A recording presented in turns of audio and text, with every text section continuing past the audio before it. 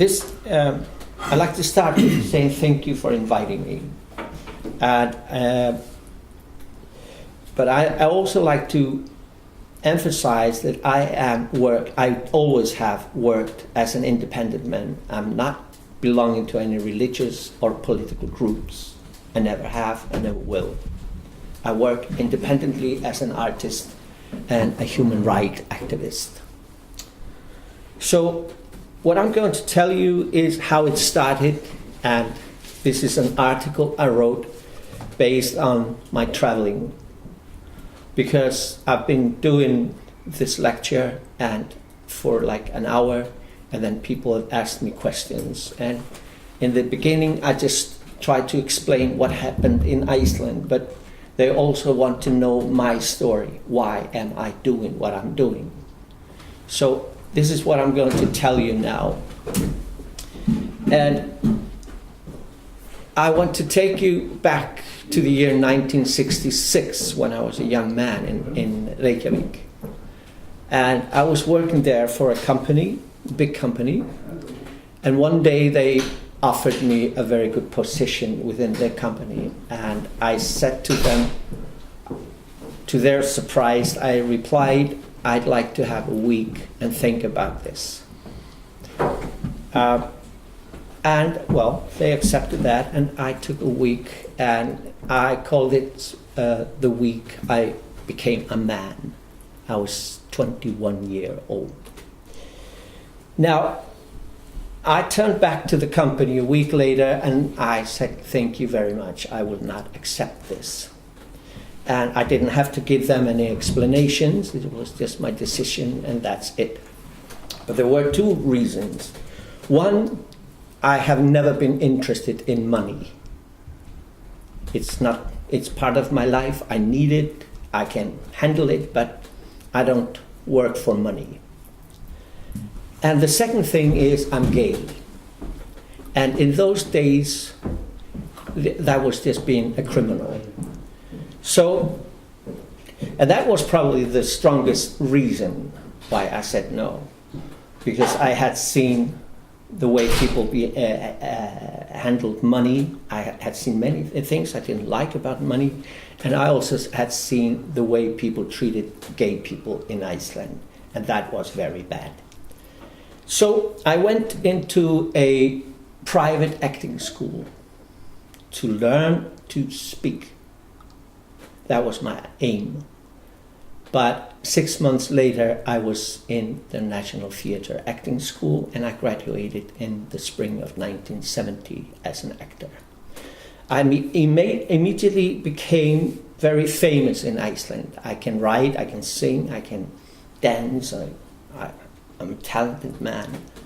And I made 2 LPs that sold a lot. Everybody knows those songs. And like, there was one thing. I was on stage, I was on television, I was in radio, I was everywhere. But there was this one thing. I was not allowed to say, I'm gay. And I tried to find other gay people. And 1970, just after I graduated, I came down to Copenhagen. I traveled in Denmark, in Sweden, to try to understand or get in contact with political theater, different theater from the traditional one. I learned a lot. I was acting here for a while, and in Sweden. And I learned a lot. And what I did was, like, I saw people in Iceland, gay people being beaten up, their home being ruined, and even by the police sometimes when I talked to them. And I was very unhappy about all this situation. So in 1975, I stepped forward in an magazine interview in Iceland and said, I'm gay. And this is called the interview of the century in Iceland. Everyone read it. And I lost everything, very simple. there was nothing for me to do there. And I moved to Copenhagen. I survived the murder attempt, which was very tough to go through. And I settled down here in 76, 75, 76, simply because I had lost everything. And I was about to take my own life down here, but when I finally was going to do it, I realized, like, I'm giving up, it's not me. So I started going back to Iceland with my guitar, with my songs, and travel. I worked here in Dangleter and other places, doing floors and dishes and so on, collecting money. And I went back and I hired places to do concerts. But people did not come. And there was also always the janitor in each and every house, because I paid for the houses. So the janitor had to be there. So what I did, I lit a candle, I made tea, and sang my songs for the janitor. I never spoke about being gay or anything like that. I just talked about, with my songs, through my songs and stories, about the most valuable things we have, our feelings. Then I went around the country, and I went back to Denmark, kept working here and writing new songs, materials, and I did my first LP in 81 or 2, and it was forbidden in Iceland. It was on the blacklist. It was about gay people, all kinds of people the normal society doesn't accept. It was called taboo. What? Taboo. Taboo, yeah. But okay, I lost a lot of money on it, but it was worth. I was learning a lot of things. But what I learned was that I went again around the country the year after. And to my surprise, the janitors came with their families and friends. Mm. So I started thinking, okay, this is the way to do it. So I went for years, and all the time the public grew. There were more and more people. So I think it was like in 87, I did an LP here in Copenhagen with many of the songs, and it became a bestseller in Iceland. So in 91, I moved back.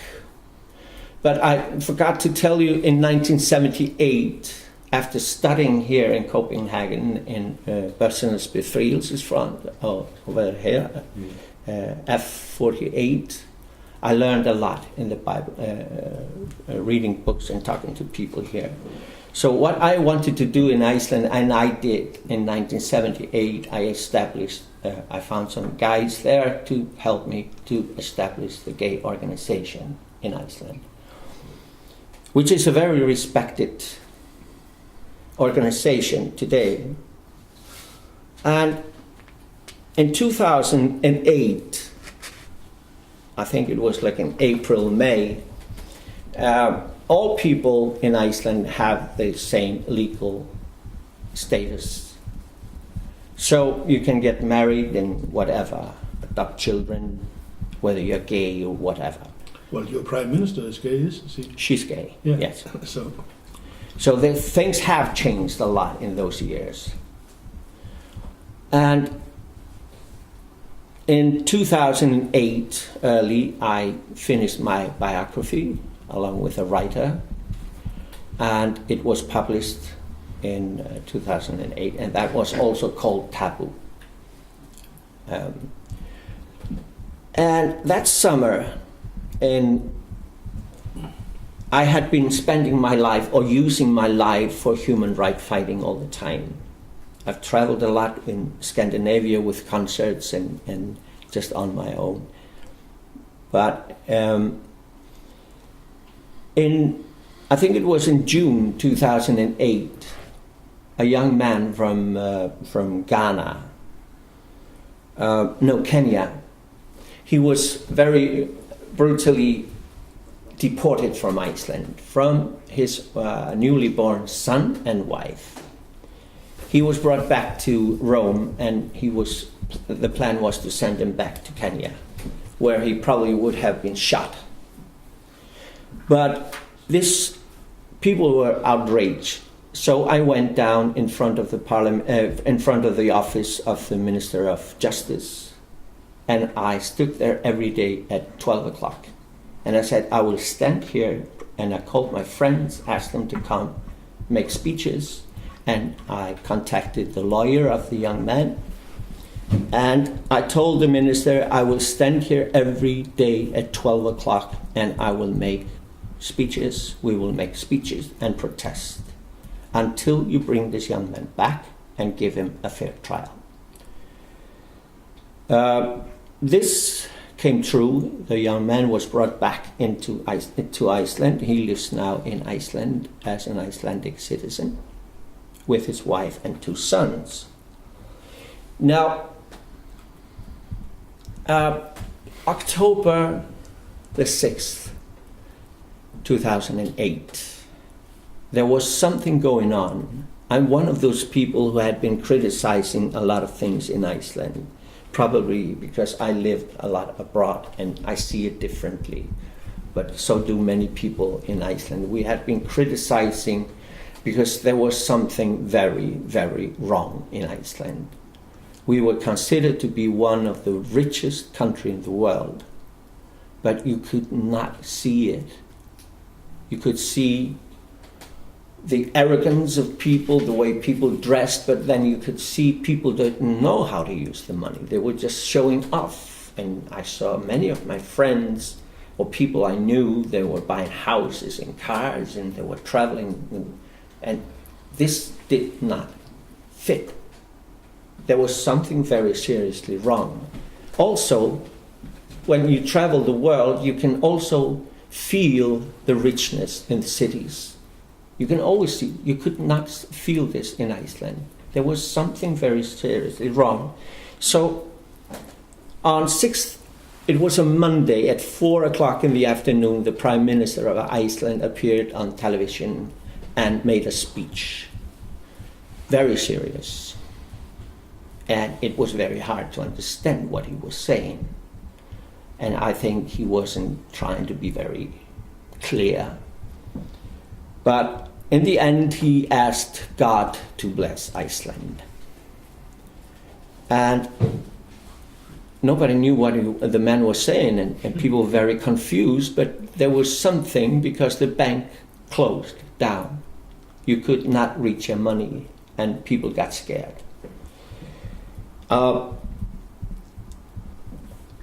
I was working and as I always do, I go around, I ask other people what has happened, what is happened, can you tell me, and what can we do? This is always the way I work, and nobody knew anything. People were just confused, they were scared, and the banks opened again, but many of the it wasn't hard. It wasn't very easy to reach your money. But on the 11th of October, I went down in front of the Parliament building at 12 o'clock. And I stood there. And I asked everyone, each and every person that went by, knowing that was the break of the Parliament members, I asked, can you tell me what has happened in this country? And can you tell me what we can do about it? And nobody knew anything. Not even the Parliament members. They just said, I don't know. I don't know what's happened. But it was very clear to me that people were scared. Now, I have been working with theater all my life. I know how to run things. And so I decided a week on the 17th of October 2008 to start a huge demonstration. I hired a huge sound equipment and cars and things like that. I called my friends, artists, and people in the university, and because the media in Iceland, they were silent. Everybody was like, and the prime minister, he said, just go on with your lives, we will take care of this. And I was very upset with this, because his job is to work for us, the people, and his duty was to explain to us what had happened. People were very scared. So I started these big meetings, not knowing it would take 5 months. But I started using this method of being systematic, always at the same day, same time. And I spoke to people, what can we do? I found out 3 reasons to put forward in the meetings. And there were 3. The first thing was, our demand was the government should resign. The second was, the board of the Financial Supervisory Authority should resign. And the board of the National Bank should resign. These were the 3 demands. Everybody, because as a leader, you always have to find something that can unite people. That is the key to the whole thing. Everybody could agree on this. So on every Saturday at 3 o'clock, I asked people, is this what you want? And thousands said yes. And always at the end of the meeting, I asked people, do you want another meeting a week from now? And everybody said yes. That, in a way, it makes it legal. So this is the technique I had learned in my life. This is a very strong way of doing things. I worked also with the police authorities and everyone, so I made it very legal. And I always emphasized we have to do this peacefully, because this is our society. We don't want to live in a society with violence. So I had a lot of debates especially with young people who like to use hoods, and I said to them, this is your life, this is your freedom, your face is your freedom. Can I interrupt you? What, could you just... Yeah, good, wait. Yes, please, thank you. It's better if I reply later on. Okay. Now, what I want to read is a small part here. Human rights are the cornerstones of our life. The gay issue is only a part of it. So, strangely enough, many times people are ready to sacrifice them to obtain power or money, or in the name of economic growth. So, I'm just reading a part of this too, because I think this is a very important thing to put forward. And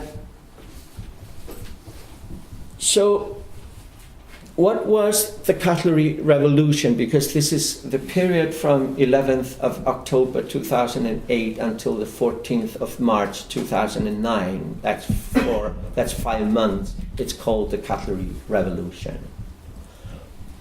So, what was it about?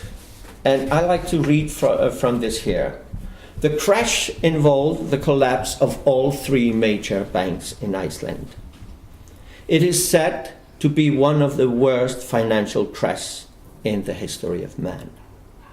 To most Icelanders, this was unbelievable, and we really found it hard to understand what had happened.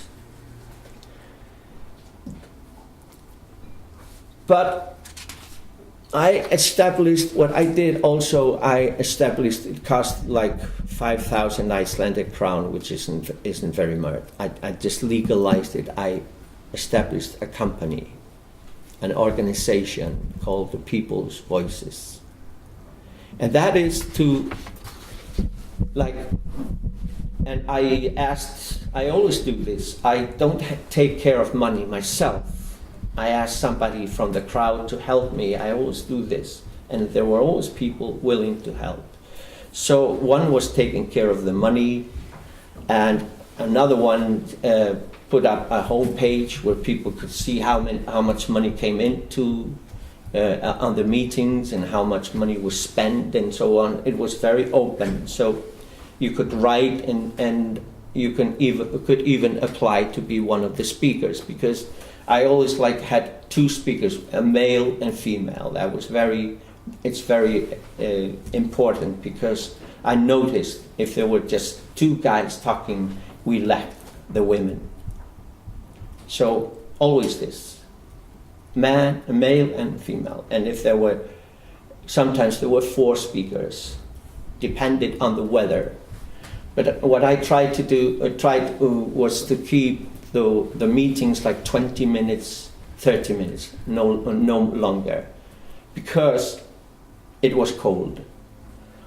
And what I told people, I think was very important, is like, you are not alone and you are not a criminal. Talk to the person next to you.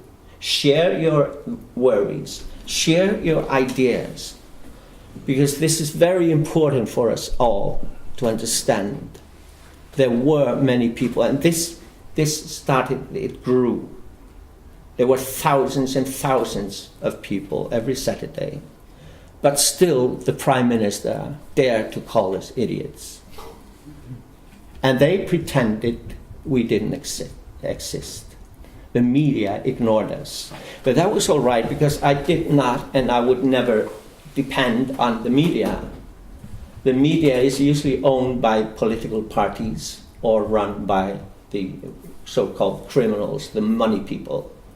And they don't want us in their papers. They don't like criticism. So I had a group of people working for me. I had 3 telephones and I was constantly using them. I was talking because I had traveled all around the country through decades. I called my friends and asked them, can you start a protest meeting at 3 o'clock? The idea was to make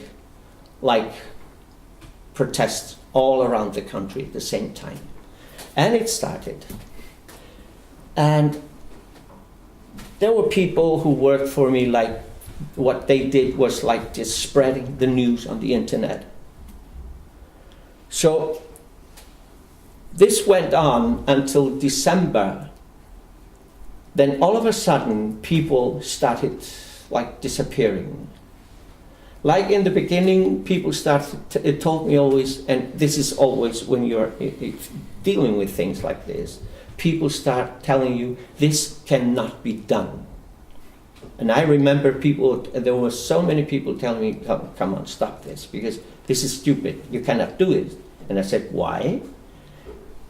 Most people said to me, well, it's never been done. Mm-hmm. And then I said, okay, how about trying it? It's worth it. And this is what happened also in December. People just start disappearing. There were a few hundred people. Then, as a leader, you have to be smart. I sent out an announcement saying, I respect your attitude. You are home baking and making Christmas ready. Take care of your family, because we need them when the new year comes. And people took it okay. It was very positive, and so people didn't get upset. And because it's true. But what I also did, because the Prime Minister and the Parliament sent us this message, shut up, I did a silent protest. And that made everybody very upset. But that was also the reason.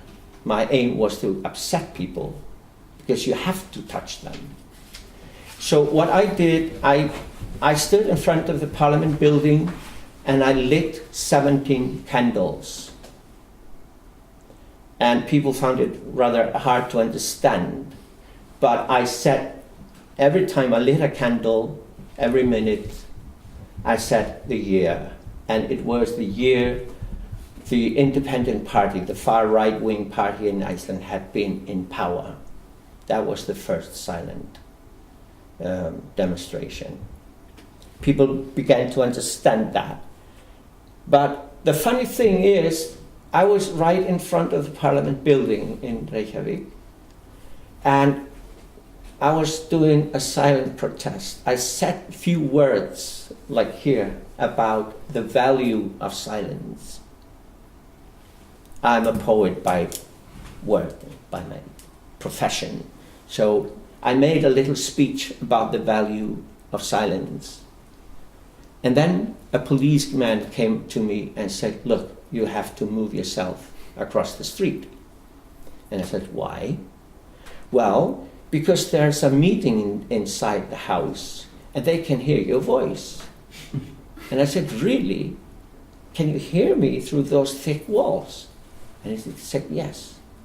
So I said to the policeman, okay, be so kind to go back into the house and tell them I'm a man who is willing to deal. I listen. I will move exactly half the way. I will stand here in the middle of the street and do my performance, my protest here. But I also said to him, I think you've given me the best Christmas gift ever. Because I did not know the isolation in the Parliament building was so bad. So I immediately got the idea, okay, they are now on Christmas holidays, so I knew they were coming back on the 20th of January. So I immediately thought, okay, this is the point I've been waiting for. So I started asking people, get ready with your pots and pans, because this is what it's all about. It's about our life, it's about our food.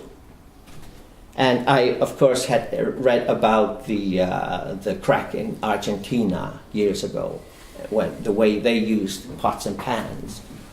There's nothing new under the sun, really. It's just a matter of like putting it right together.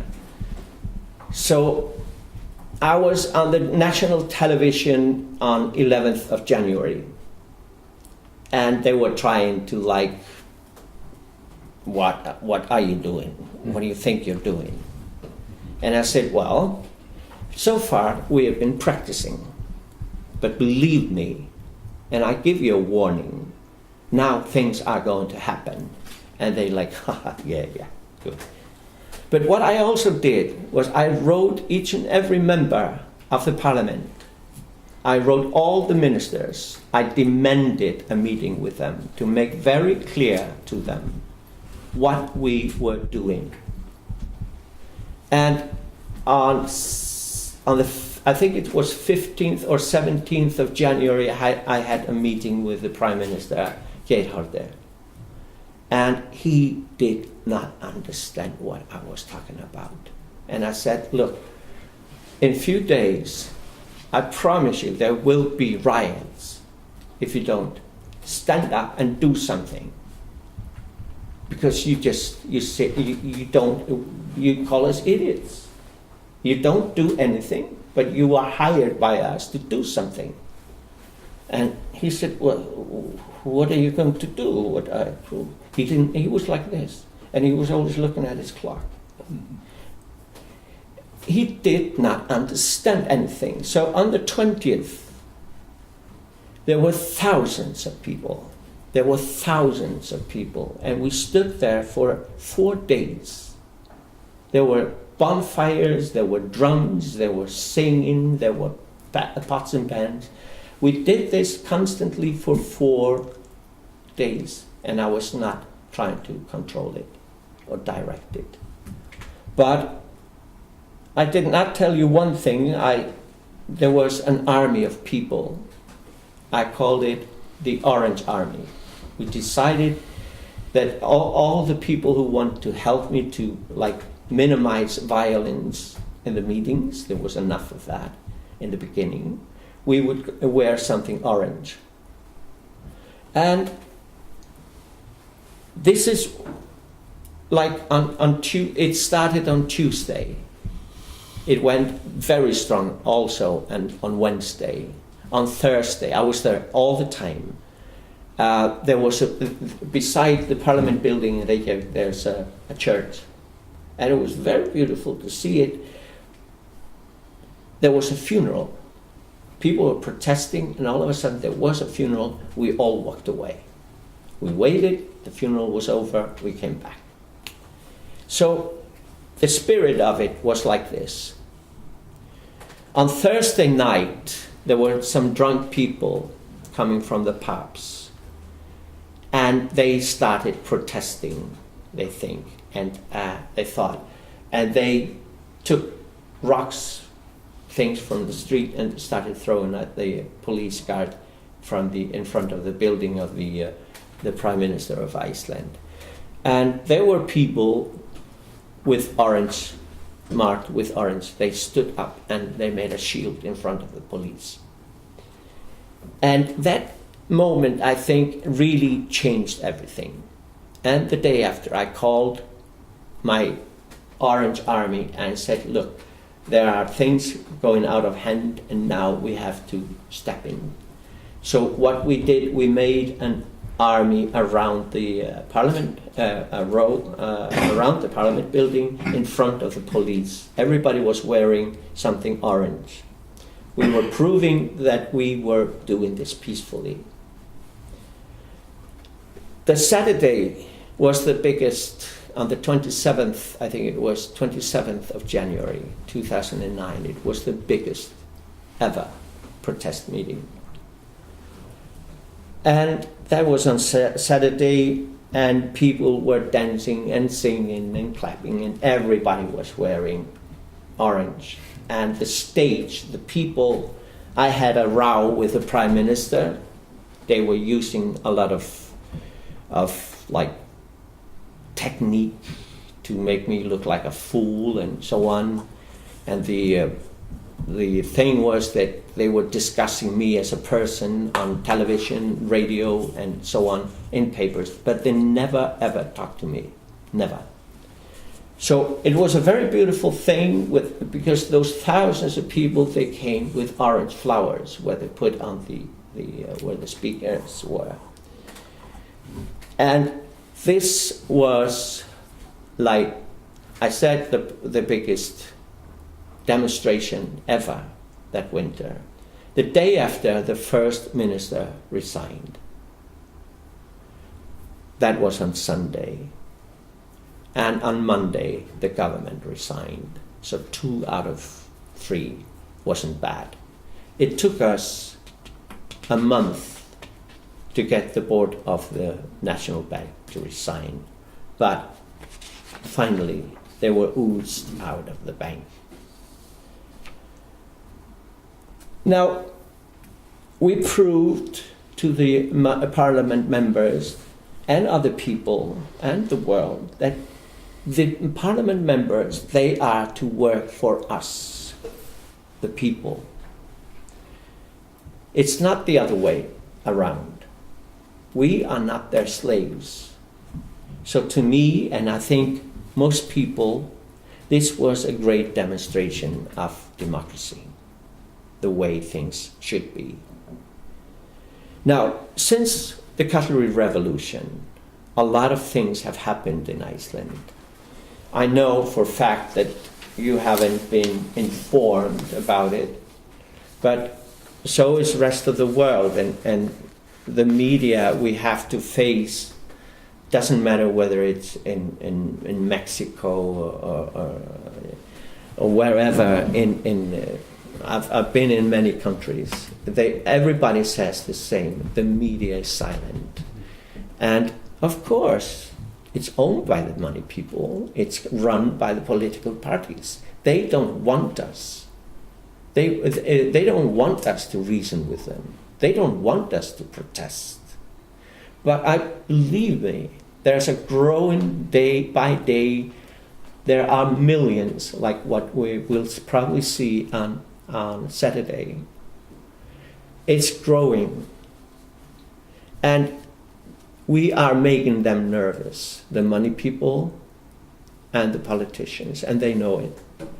And we should do it, because this is our lives they are playing with. They are, in fact, selling our democracy.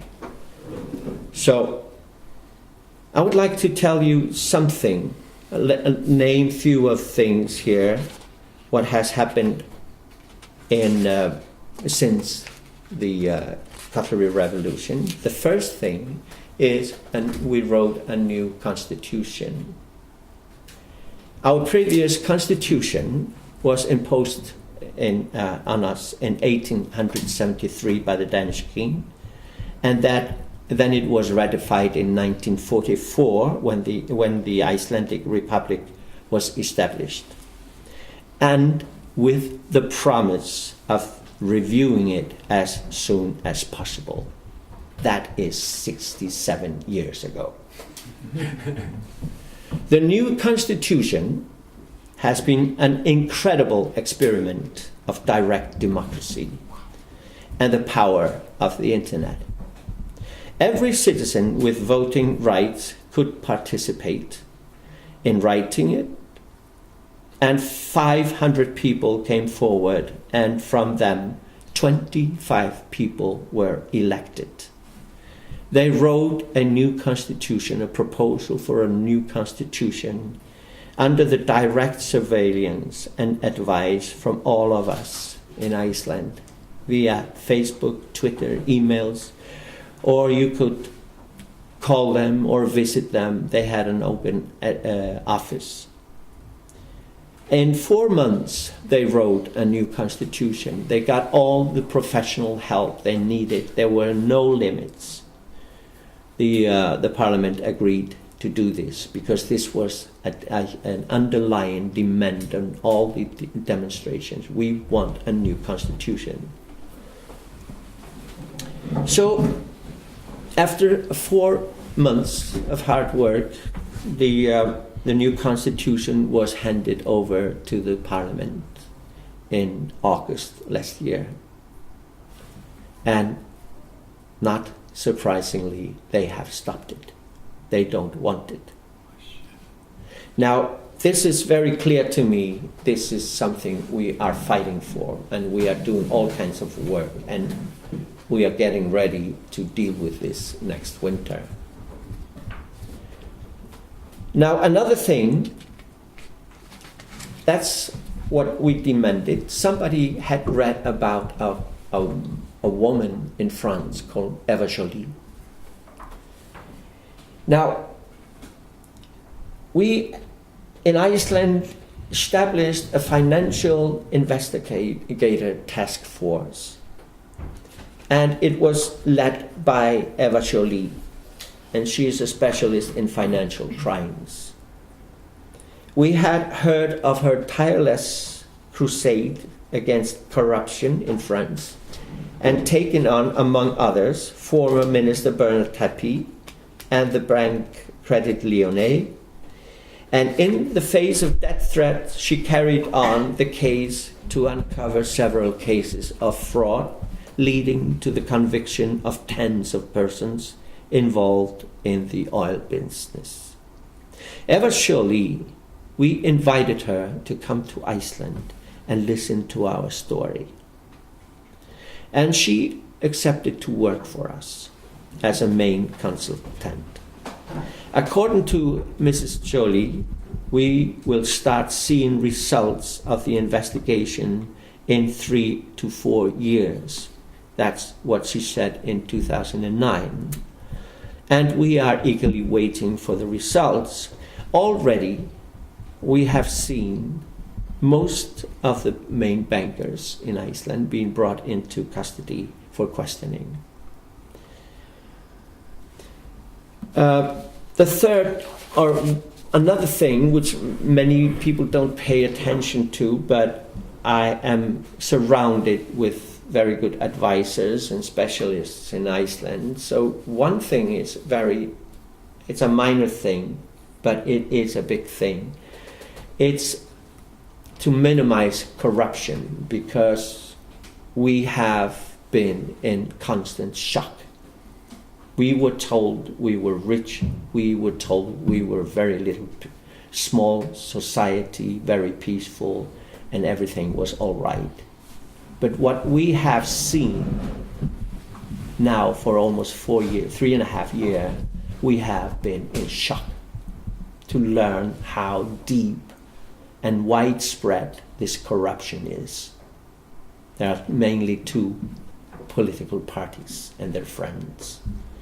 What we had seen again and again, we had seen friends, even relatives, being put into the legal system as judges in Iceland. In 2010, the parliament put forward a law called Paragraph 45. That is to prevent all corruption in appointing judges in the court. Now, another thing, the former Prime Minister of Iceland, Hördur, he has been brought and charged and brought to court. I don't know if you saw it, but it's... He got convicted, yeah. Yeah, he was brought to court. This is unheard of, as I understand, but still, he was there. And for a few weeks, we watched the political elite and the bank elite appear in court. And we heard them defend themselves in a way we already expected. Their words were like, and this I quote them, when they were asked about why they didn't do things, and we can prove they knew it already in February 2008 what was going on. They even knew it before. Their words were, I did not do it, I did not know, I did not see it, I didn't understand it, I did not want it, I wasn't there. This is their defense. These are words, what they said. Each and every one of these people had failed their jobs. They did not do anything to prevent the Icelandic bank crash, but they could have minimized it if they had been as clever as they claimed to be. So, what went wrong? We are trying to find out what really happened and what caused our internal bank crisis, and we have started. We started with the Cultural Revolution, and we have a long way to go. I am not doing my part out of revenge. I am fighting for a better society, a better world for that matter, a world that is not run by greed and merciless figures from an Excel sheets. But we must face the truth that there is something seriously wrong with the financial system we live in, and we must change it. Hundreds of people have taken their lives, and I would say thousands, because of this situation, and we see the gap growing bigger and bigger between the rich and the poor. And that is not acceptable. It's very simple. One thing we have learned already is that we all need to be vigilant and guardians of our own society. The line between sanity and insanity is very thin. When Hitler was elected in 1933, Germany was a democratic state.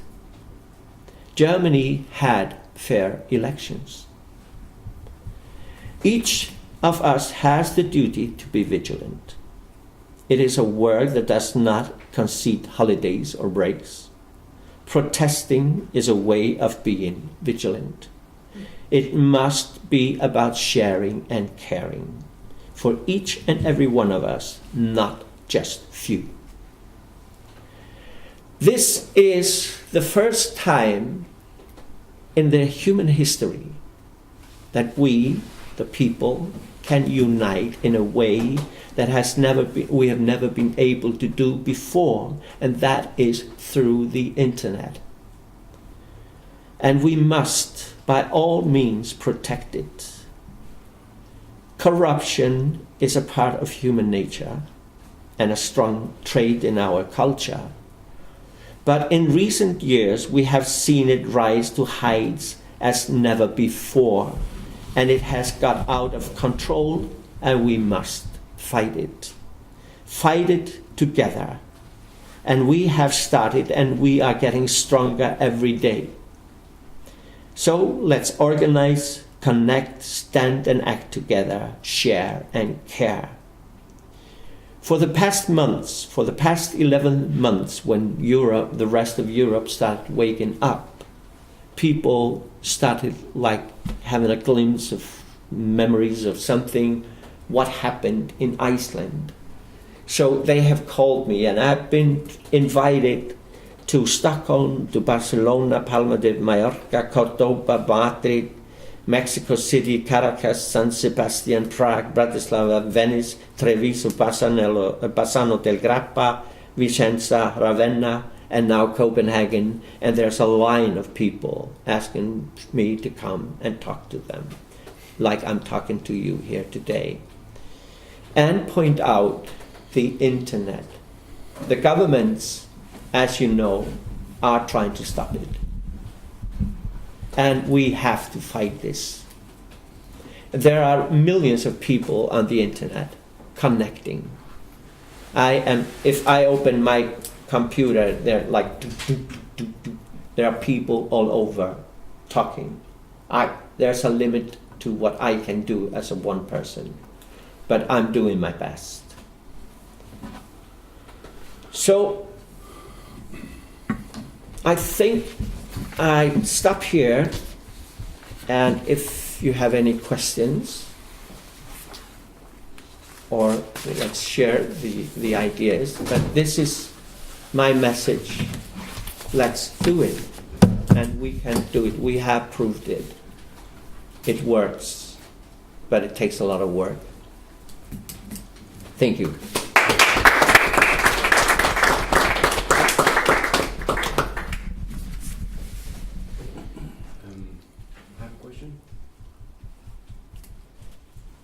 Have you seen any of these techniques that you use other places in the world and where it has worked in a similar way?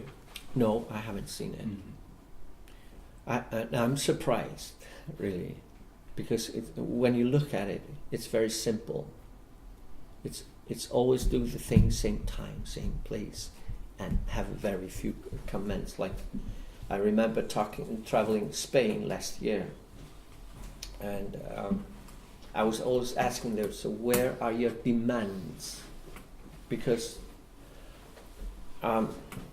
anger doesn't get us anywhere. There were a lot of angry people there, and I've met a lot of angry people, and they want something. Everybody wants something, but what do we want as a group? How, like I did in Iceland with these 3 demands. This is so important. You have to talk to people, and you have to say, okay, this is what we want. Not 100, because believe me, people will come with 500 demands out of the question. 3, 4 demands, and talk to the politicians. They are working for us. We don't function without them. And we don't want violence. Why? Because we don't want to live in a violent society. This is our society. This is our system. Something has gone wrong, and we will correct it. It's very simple. But I have, to my surprise, I had a discussion with people in South America. They called me romantic, which is fine, because I told them, if I am a romantic person, I'm proud of being that, because it works. Because they were telling me, in South America, how do they start? They start by using violence. They kill people. What's the result? Tyranny is fought with someone who takes over and becomes a tyrant. This is what we see. This is maybe a new way, but to me, this is the technique I use is based on what I learned and from the Romans, from the Greeks. It's democracy, really. Sorry. Just the other night on the Danish television, they showed pictures of your parliament or the prime minister's house overthrown by eggs and tomatoes. Of course. But that was just one little incident. You had peaceful demonstrations. This is what happens all the time. It's like there were like I put sometimes a special car for the media people to film and things like. A good photographer doesn't take a picture of a man speaking. No. It's not interesting. But a young guy with a black hood and with like in this position throwing an egg or something, Yeah. and with fire behind him, and they used it. This is the way people protest. These are the idiots. Don't listen to them. This is why that I created this, asked people to form an army of the Orange Army. And you saw this in Reykjavik in the beginning, but little by little it disappeared. Why? Because I asked people to go like 3 or 4 together, and if they saw some young people, it was usually young people with plastic bags, and you surround them and say, what do you have in your bag? Can we look? And then we just follow them home. And if they wanted to learn something about protesting, they got a promise from me that I would spend like 1 or 2 hours with them and teaching, if they wanted. So little by little, this disappeared. One more question. Yeah. When did WikiLeaks arrive in Reykjavik? In that period? Did they? I haven't been following it. You actually made a new law. Yes, to that's protect through WikiLeaks. Birgitta Jónsdóttir, and Yeah. to protect them. And Yeah. the dream is to create a safe haven. sanctuary in, Yeah. in Iceland Yeah. for Whistleblower. for whistleblowers. Yes, and they are working on this. Still. It's a bit difficult, but I haven't talked to Birgitta now since like 3 months ago, something. But there are 2 things: sanctuaries for whistleblowers should be in Iceland, and sanctuary for writers who cannot write in their own countries. And already one has been invited from Palestine, I think. Okay. So he stays there for a year and writes.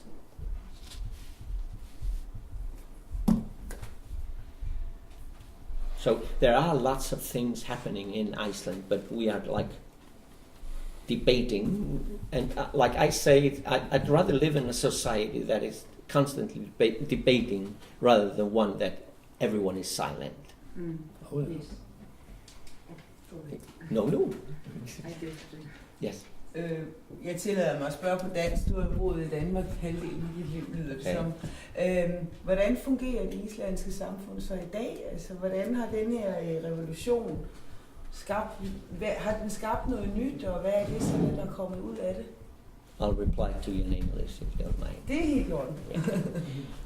We have seen a society that has risen up. It's a constant debate, meetings, and we have seen like we're not a big society, but doesn't matter what is happening, it's debated. This was never before. People said politics was politics. But today doesn't matter because there are lots of people. Now we have a huge debate about the Chinese. They want to buy land in Iceland, and we don't want it. They did buy land. No, he hasn't bought the land. Oh. No. no. Danish newspaper told us. Yeah, they are lying. No. He's never going to buy a land. We don't want that. Okay. But the Icelandic company can buy it and rent it to him Oh yeah. 20 years, but he wants it for 99 years, and we say no. If you want to come there, because this is high up in the mountains, you cannot, I mean, if you know the nature of Iceland, Yes. it kills you instantly Yeah. if you don't know it, and it does that to, especially to travelers every year. Few people die, and it looks like a very nice weather. You go out for a walk, it changes like that, and it kills you. So the place he wants to buy is high up on. Nobody wants to live there, but he's going to put a golf course and a hotel for. I don't know, what does this man want? We are seeing them buying land in Sweden. I live in here in Denmark, in Africa, and they are going to take over the world. They are not hiding that. And they can rent a place there, okay, fine, but they cannot buy it. And we've seen, like, there's a woman, she's a remarkable woman. Her name is Laura Hanna. I knew her. I was getting to know her by the time I started the demonstration. And she's fantastic. She's so wonderful because the element of politicians or the business people, they always believe that people don't have a good memory. Well, that's debatable.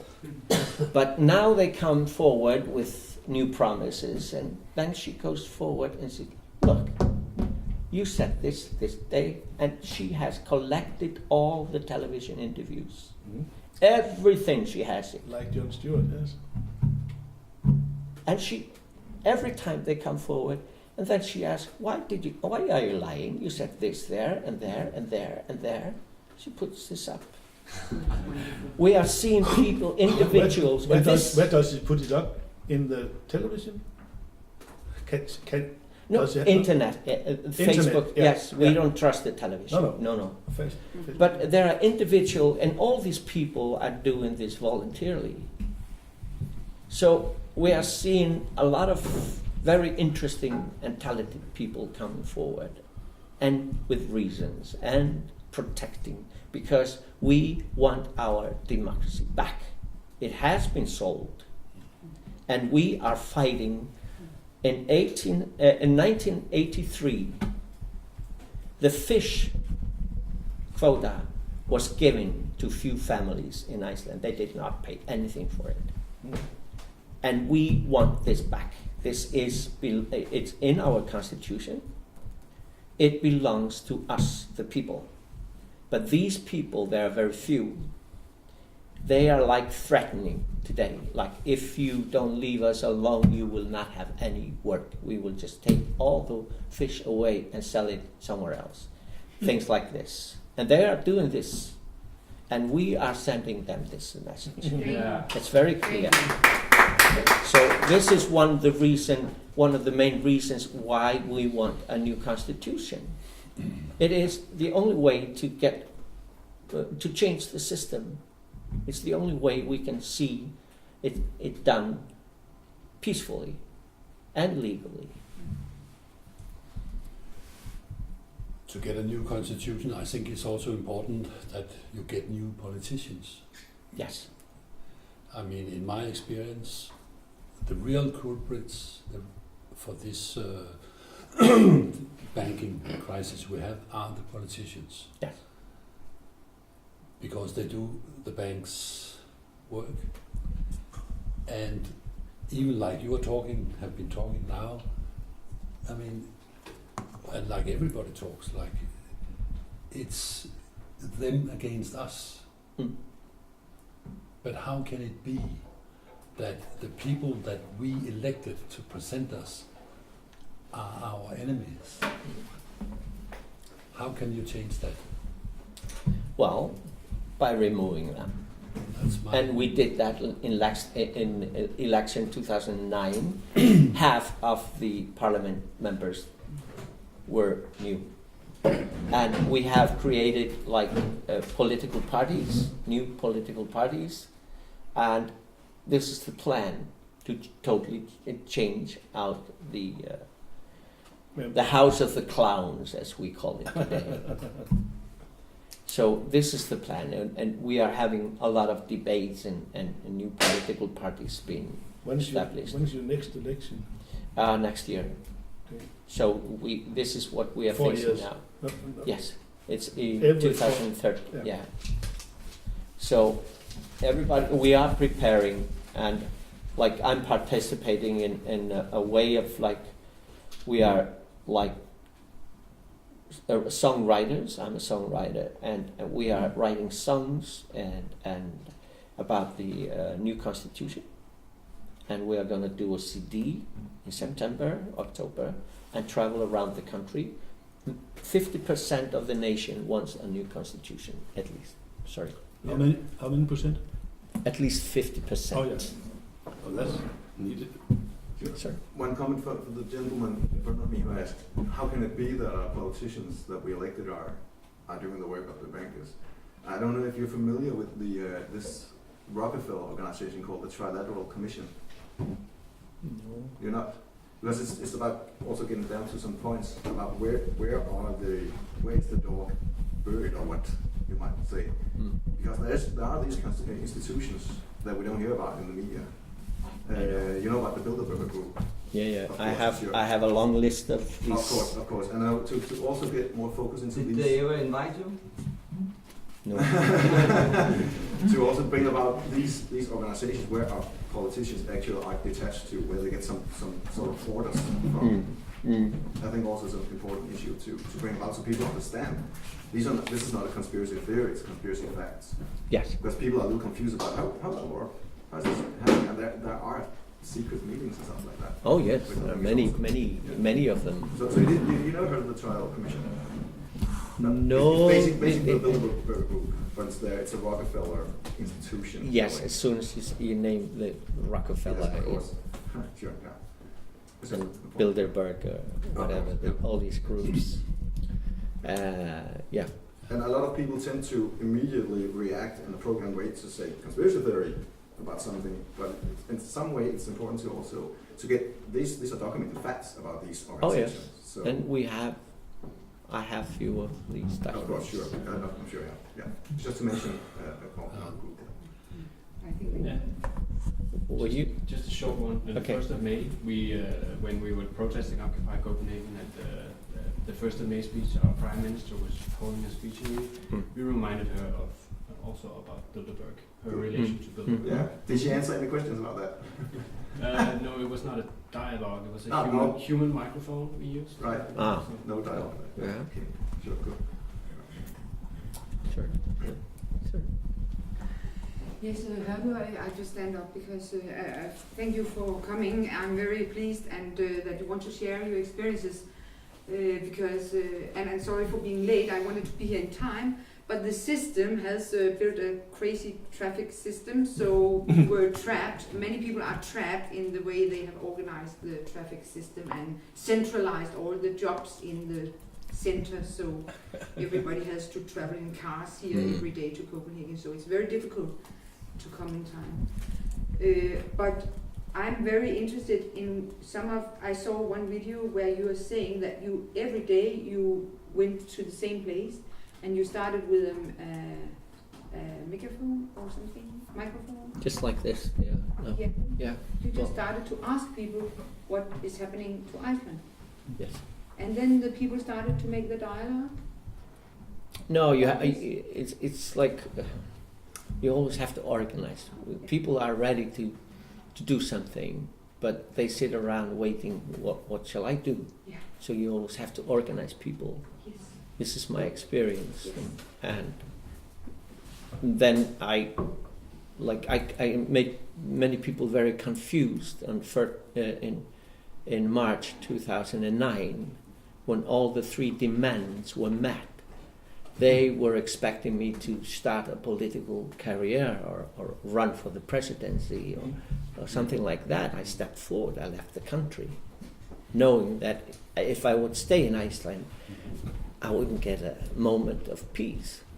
So I just went on a holiday. Because every time, if you step forward and you do some actions, people always think, he wants to get rich, he wants to get famous or something. But this is what I'm saying. No, this is my society. I live here, and I want a better society. And I don't have to be the prime minister to do it. So, this is. But I've been working this for 3.5 years. I've done nothing else actually.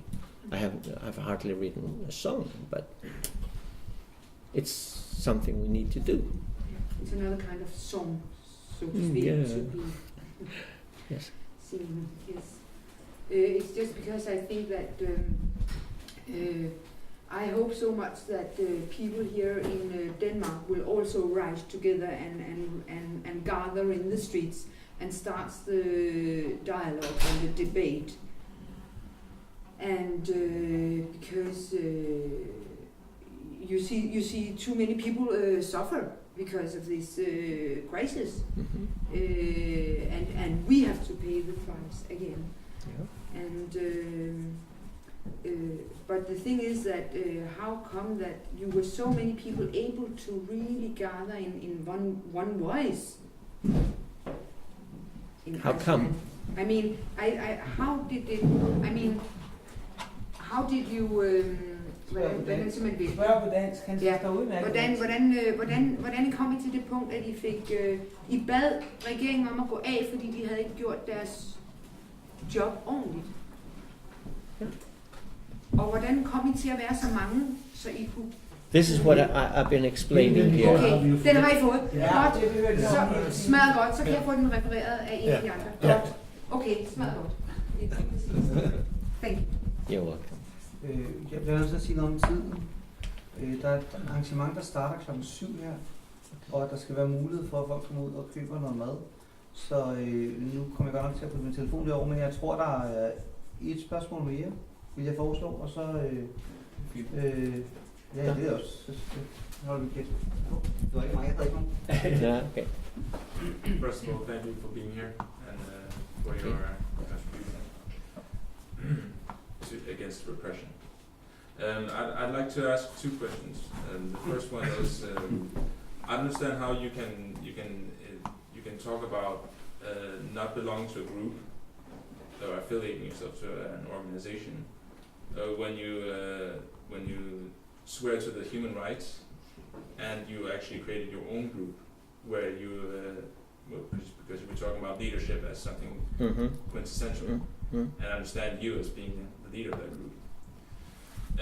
The second thing is the parade that we are organizing on Saturday, which has 2 major symbolic values. I want to hear your ideas about that and the prospects.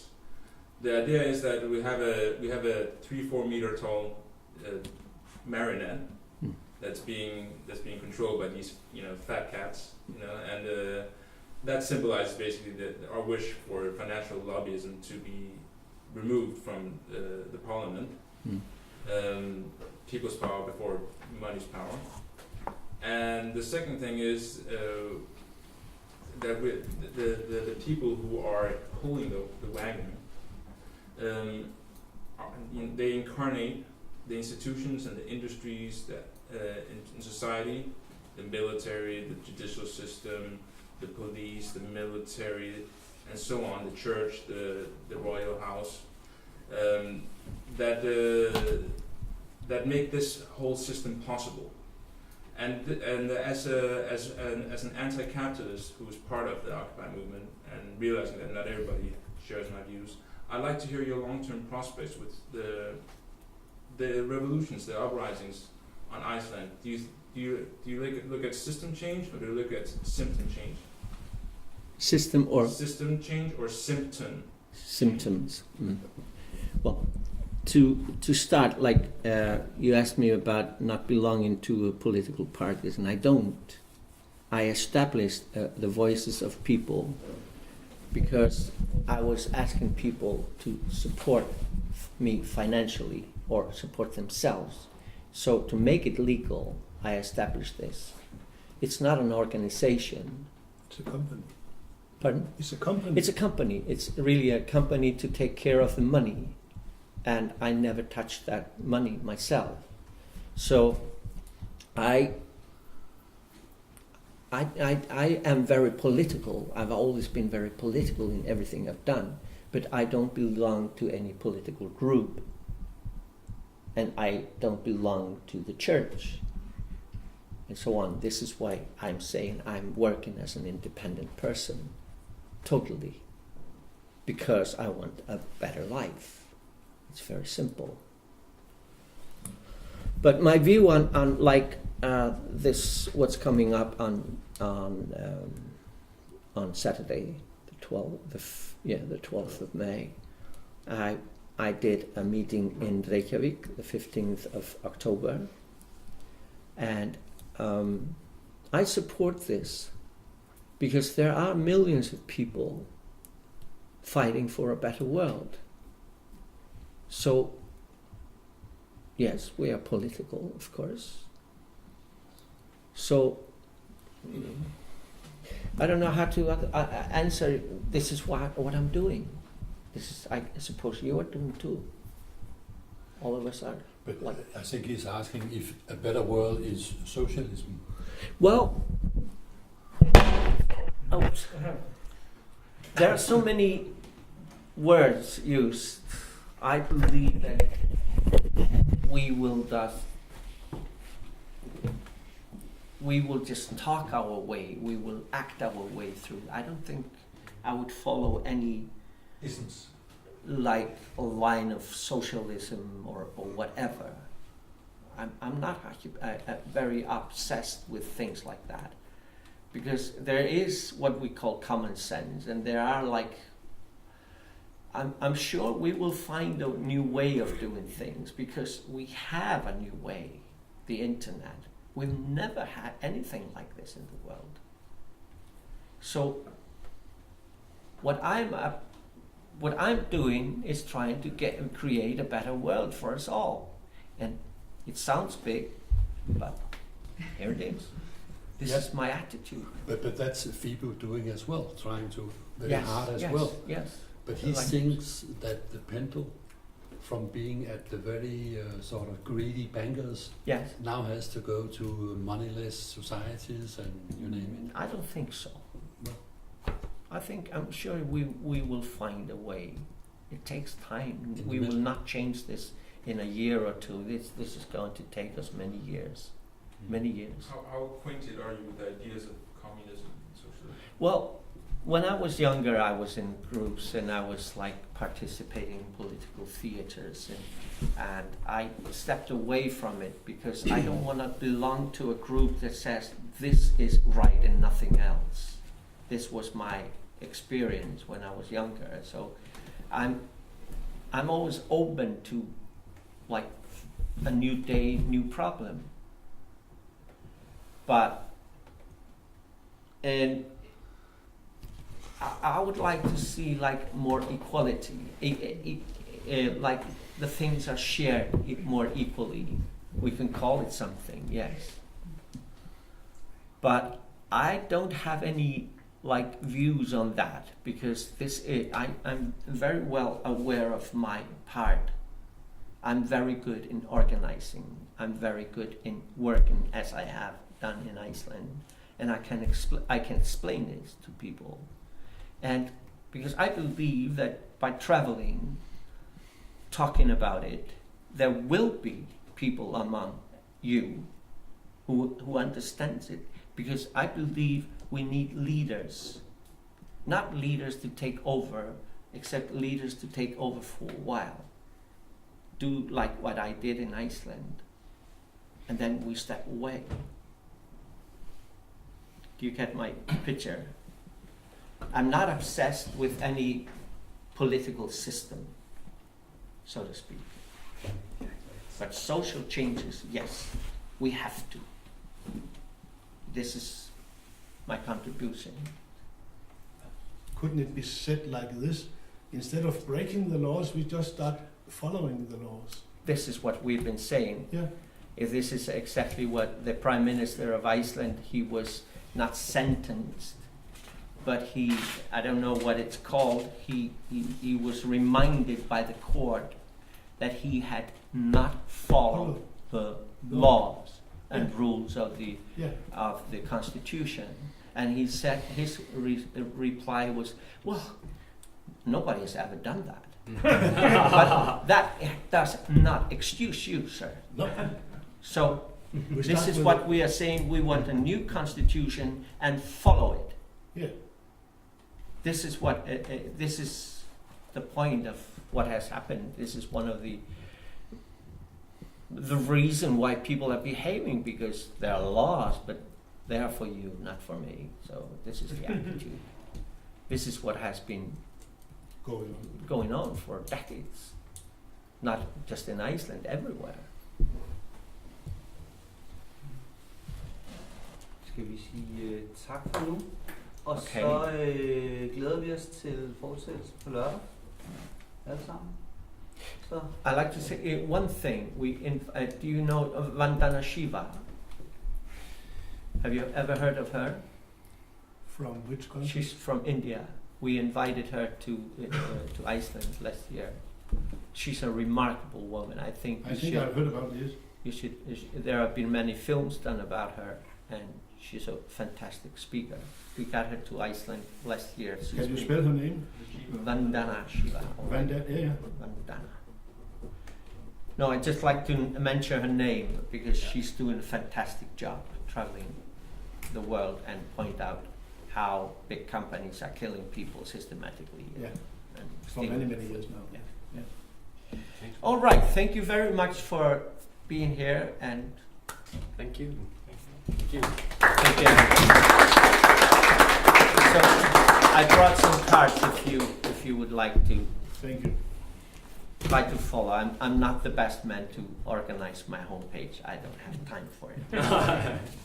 But still, Facebook, and I use it to irritate people a lot in Iceland. I put some very irritating questions, and I see the results. It tells me a lot. Have you reached your 5,000 friends limit? Many times. I'm always cutting down. All companies have gone out, and then it reaches 5,000. Then I try to find someone who's suspicious. I can take a few extra for my friends.